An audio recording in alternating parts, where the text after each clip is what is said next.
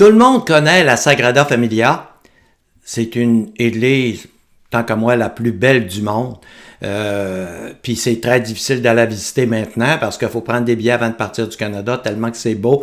Puis les billets sont vendus d'avance. C'est d'une beauté extraordinaire. Et il n'y a pas tant de saints qui sont mentionnés dedans, mais si je vous dis qu'il y a une sainte canadienne qui en fait bien partie.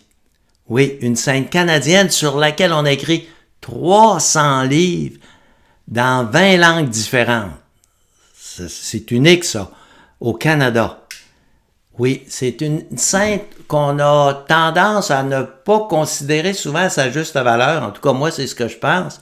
Catherine de Caquita, on pense que, oui, c'était une autochtone, puis on a voulu faire plaisir aux autochtones. Et non, c'est pas ça. C'est une très grande sainte. Et je vous en parle tout de suite. D'abord, elle était iroquoise et algonquine. Sa mère était algonquine. Elle avait été évangélisée par les pères jésuites, mais il y a eu une guerre entre les Algonquins et les Iroquois. Et quand ils gagnaient la guerre, les survivants, ils étaient esclaves de celui qui avait gagné. Et la mère de Catherine se trouvait parmi ces femmes-là, une sainte femme apparemment. Elle a été esclave du chef des Iroquois, mais il s'est rendu compte qu'elle avait une âme tellement grande, qu'elle était tellement bonne, il l'a demandé en mariage, et ils ont eu une fille qui s'appelait justement Catherine de Caquita. Et cette fille-là, elle n'était pas chrétienne en venant au monde, parce que les Iroquois, son père, pas du tout, mais sa mère lui a enseigné tout ce qu'elle avait appris des Jésuites. Et Catherine a développé un amour extraordinaire pour Jésus. Elle se faisait des chemins dans la forêt, elle allait prier partout, il y avait des croix partout. Elle passait sa journée à prier. Elle a attrapé la variole, elle est devenue presque aveugle et elle avait de grosses cicatrices dans le visage. Malgré ça, on a dit, on va la marier.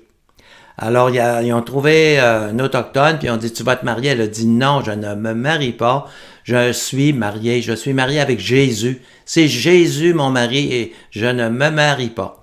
Alors, ça a causé beaucoup là, d'incertitudes, puis ils n'ont pas aimé ça du tout, les Iroquois, qu'elle refuse de se marier. Surtout pour cette raison-là, on voulait même pas qu'elle fasse le signe de croix. On dit, si on l'apprend à faire le signe de croix, on va la tuer. On veut pas.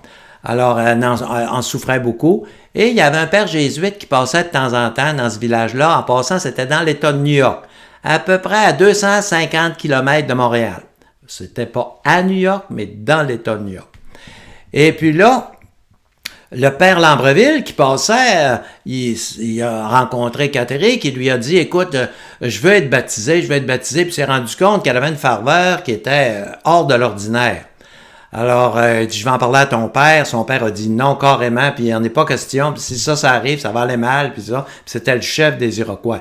Pas question. Alors là, le père Lambreville a joué son jeu, puis il a dit, écoute, on peut pas tout de suite, je vais penser à mon affaire, on va voir ce qu'on peut faire. Il a organisé une fuite. Alors, il dit, écoute, on va s'en aller à Montréal, à Caughnawaga. Il y a une communauté d'Autochtones et là, tu vas pouvoir vivre ta vie religieuse comme tu l'entends. Mais il y avait 250 km à faire dans la forêt. Il n'y a pas de chemin, là, 250 km. En plus, elle ne voyait pas. Son nom, ça veut dire celle qui marche en tâtillant, là, à tâtons, là. Elle ne voyait pas. Alors là, c'était vraiment assez difficile. Ils ont réussi, assez rendu. Mais là, la vie qu'elle a faite, là, tout le monde était en admiration. Ils se disaient pas comme nous autres, qu'est-ce qu'elle a? Elle est transformée, elle est bonne, elle est pieuse, elle ne pensait qu'à Jésus. Et on s'est mis à écrire sur sa vie. Hein, il y en a plusieurs, des pères, puis tout ça, et à relater tout ce qu'on avait vécu, tous avec elle.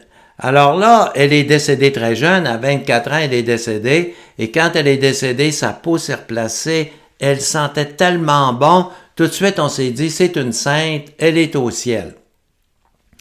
Alors c'est pour ça qu'on a autant de récits là. Alors là on s'est mis à écrire tout de suite là, ce qu'on avait entendu et ce qu'on avait vu. Et il y a eu 300 livres qui ont été écrits et elle est apparue Après tout ça, elle est apparue à la communauté de Caughnawaga. Il y en a plusieurs qui l'ont confirmé. Et puis, les livres, c'est dans 20 langues différentes. Et évidemment, il y a des sanctuaires aux États-Unis. Il y a 3 gros sanctuaires dédiés à Catherine de Kakuta. C'est vraiment une personnalité de l'Église catholique extraordinaire. Elle est patronne des Autochtones et elle est également patronne de l'environnement avec Saint François d'Assise. Il y a 2 patrons de l'environnement, Saint François d'Assise puis elle.